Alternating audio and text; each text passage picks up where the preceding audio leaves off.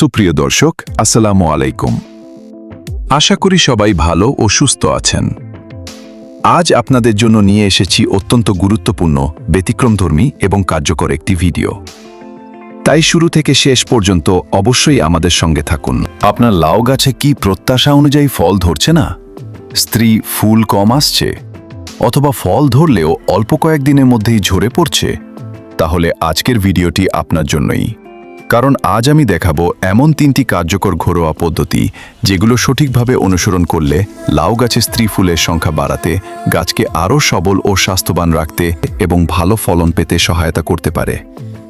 শুধু তাই নয়, পাতা কোঁকড়ানোর সমস্যা কমাতে এবং গাছের কাণ্ডের গোড়াকে আরও শক্ত ও মজবুত রাখার একটি সহজ কৌশলও দেখাবো। তাই ভিডিওটি একদম শেষ পর্যন্ত দেখুন। চলুন প্রথমেই তৈরি করে নেওয়া যাক আমাদের প্রথম ঘরোয়া পুষ্টিকর দ্রবণ। এর জন্য লাগবে ব্যবহৃত চা পাতা। আমরা প্রতিদিন চা পান করার পর যে চা পাতাগুলো ফেলে দিই, আজ থেকে আর সেগুলো ফেলে দেবেন না। কারণ সঠিকভাবে ব্যবহার করলে এই চা পাতাই লাউ গাছের জন্য একটি উপকারী ঘরোয়া দ্রবণ তৈরিতে ব্যবহার করা যায়। পদ্ধতি: চা পাতা প্রক্রিয়াজাতকরণ। প্রথমে ব্যবহৃত চা পাতাগুলো ভালোভাবে ধুয়ে নিন, যাতে এর মধ্যে থাকা চিনি বা অন্য কোনো উপাদান সম্পূর্ণ পরিষ্কার হয়ে যায়। এরপর একটি ট্রে বা প্লেটের ওপর পাতাগুলো ছড়িয়ে দিয়ে টানা 5 থেকে 6 ঘন্টা রোদে শুকিয়ে নিন। একইভাবে টানা 2 দিন শুকিয়ে নিলে এটি ব্যবহারের জন্য সম্পূর্ণ প্রস্তুত হয়ে যাবে। চা পাতার নির্যাস তৈরি। এবার একটি গ্লাসে প্রায় 200 মিলিলিটার পরিষ্কার পানির সঙ্গে 2 টেবিল চামচ শুকানো চা পাতা মিশিয়ে 3 থেকে 4 ঘন্টা ভিজিয়ে রাখুন। এতে চা পাতার উপাদানগুলো ধীরে ধীরে পানির সঙ্গে মিশে যাবে। পেঁয়াজের খোসা ভিজিয়ে রাখা। এবার অন্য একটি পাত্রে 250 মিলিলিটার পরিষ্কার পানির মধ্যে শুকনো খোসা দিয়ে প্রায় 5 ঘন্টা ভিজিয়ে রাখুন। মিশ্রণ তৈরি। 5 ঘন্টা পর পেঁয়াজের খোসার দ্রবণটি ভালোভাবে ছেঁকে নিন। এরপর সেই পানির সঙ্গে 1 চামচ ইনো ভালোভাবে গুলে নিন। এবার আগে থেকে তৈরি করা চা পাতার নির্যাসটিও ছেঁকে একই দ্রবণের সঙ্গে মিশিয়ে দিন। তাহলেই আমাদের প্রথম ঘরোয়া দ্রবণ সম্পূর্ণ প্রস্তুত হয়ে যাবে। প্রয়োগের নিয়ম: এই দ্রবণটি কখনোই সরাসরি গাছে ব্যবহার করবেন না। প্রথমে 1 গ্লাস দ্রবণের সঙ্গে সমপরিমাণ অর্থাৎ আরও 1 গ্লাস সাধারণ পানি মিশিয়ে পাতলা করে নিন। এরপর একটি স্প্রে মেশিনের সাহায্যে গাছের পাতা ও কাণ্ডে সমানভাবে স্প্রে করুন। পোকামাকড় প্রতিরোধী স্প্রে দ্রবণ তৈরি।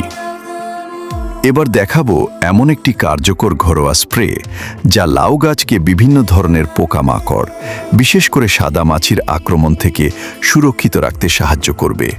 পাশাপাশি পাতার কোঁকড়ানোর সমস্যার ঝুঁকিও অনেকটা কমাতে সহায়ক হতে পারে। তাই এই অংশটি খুব মনোযোগ দিয়ে দেখুন। প্রথমে 1 লিটার পরিষ্কার পানির মধ্যে 4 চামচ শুকানো চা পাতা এবং 3 মুঠো পেঁয়াজের খোসা দিয়ে 5 থেকে 6 ঘন্টা ভিজিয়ে রাখুন, যাতে উপাদানগুলোর কার্যকর অংশ পানির সঙ্গে ভালোভাবে মিশে যায়। নির্ধারিত সময় শেষে ভিজিয়ে রাখা মিশ্রণটি একটি পরিষ্কার কাপড় বা ছাঁকনির সাহায্যে ভালোভাবে ছেঁকে নিন। এবার এতে 1 চামচ গুল বা টোব্যাকো পাউডার মিশিয়ে দিন। এটি বিভিন্ন ক্ষতিকর পোকামাকড় এবং পাতা কোঁকড়ানো ভাইরাস বহনকারী সাদা মাছির আক্রমণ কমাতে সাহায্য করবে। সবশেষে একটি ভিটামিন ই ক্যাপসুল কেটে ভেতরের তরল অংশটি মিশিয়ে দিন। এটি গাছে দ্রুত জালি বা সবল বৃদ্ধি আনতে সহায়তা করবে। সতর্কতা: একটি বিষয় অবশ্যই মনে রাখবেন, এই দ্রবণটি সব সময় বিকেলের দিকে অথবা সূর্যের তাপ কমে যাওয়ার পর গাছে স্প্রে করবেন। প্রখর রোদ বা দুপুরের সময় কখনোই স্প্রে করবেন না, এতে গাছের ক্ষতি হওয়ার আশঙ্কা থাকে। শুধু দ্রবণ ব্যবহার করলেই হবে না, এর পাশাপাশি কয়েকটি গুরুত্বপূর্ণ পরিচর্যার বিষয়ও মেনে চলতে হবে। এই 3টি সহজ পরিচর্যা আপনার লাউ গাছকে আরও সুস্থ, সবল ও ফলনশীল করে তুলতে গুরুত্বপূর্ণ ভূমিকা রাখবে। 1. লাউ গাছের কাণ্ড থেকে যদি সাদা রঙের অতিরিক্ত শিকড় বের হতে দেখা যায়, তাহলে সেগুলো সাবধানে ভেঙে বা তুলে দিন। এতে গাছের স্বাভাবিক বৃদ্ধি বজায় থাকে এবং গাছ আরও শক্তিশালী হতে পারে। 2. গাছে যখন 10টি পাতা সম্পূর্ণ বের হয়ে যাবে, তখন 11 নম্বর পাতার পর থেকে প্রধান ডগাটি কেটে দিন। এতে গাছ থেকে নতুন নতুন পার্শ্ব শাখা বের হবে এবং সেই শাখাগুলোতে অধিক সংখ্যক স্ত্রী ফুল আসবে, যা পরবর্তীতে ফলনের পরিমাণ বাড়াতে সহায়ক হবে। 3.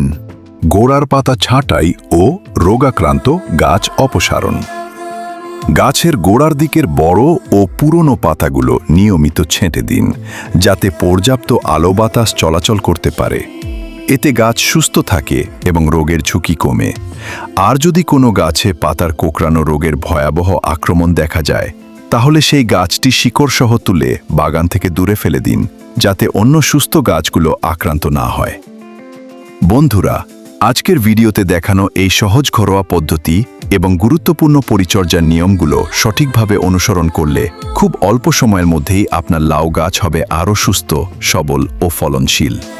নিয়মিত পরিচর্যা করলে গাছে প্রচুর ফুল ও ভালো ফলন পাওয়ার সম্ভাবনা অনেক বেড়ে যাবে। ভিডিওটি যদি আপনার কাছে উপকারী এবং তথ্যবহুল মনে হয়ে থাকে, তাহলে অবশ্যই একটি লাইক দিন, বন্ধুদের সঙ্গে শেয়ার করুন এবং কৃষি বিষয়ক এমন আরও কার্যকর ভিডিও নিয়মিত পেতে আমাদের চ্যানেলটি সাবস্ক্রাইব করে পাশে থাকা বেল আইকনটি অন করে রাখুন। আপনার কোনো প্রশ্ন বা মতামত থাকলে অবশ্যই কমেন্ট করে জানাবেন।